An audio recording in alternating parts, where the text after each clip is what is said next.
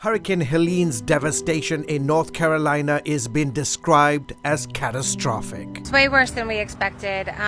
We were not preparing for an event like this. Drone video captures the extent of the devastation in Asheville, where many roads are impassable, isolating residents and complicating rescue efforts. We're dealing with a situation that is unlike anybody's ever seen in western North Carolina. More than 600 people reportedly are missing in Buncombe County, North Carolina, where cell connections are down and travel near impossible. There are 92 rescue teams out working, doing search and rescue right now. Scores of residents lined up outside a local grocery store in Asheville to stock up on items, while in the distance, sounds of a city slowly trying to make a comeback can be heard.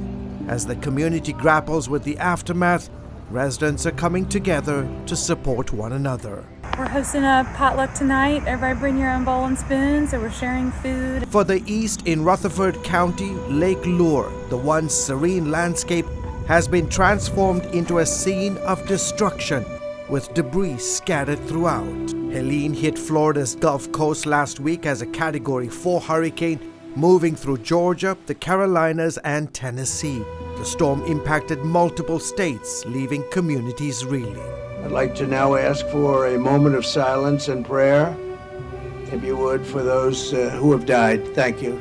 On Monday, former President Donald Trump and evangelist Franklin Graham visited affected areas in Valdosta, Georgia, to raise awareness and support recovery efforts. Thank you, Mr. President, for coming and helping to put a spotlight on this city, this state, and this region that has lost so much. President Biden is expected to visit North Carolina soon, promising emergency disaster funds for affected regions. Meanwhile, National Guards members from at least 8 states have been deployed to North Carolina to help in the response and recovery effort.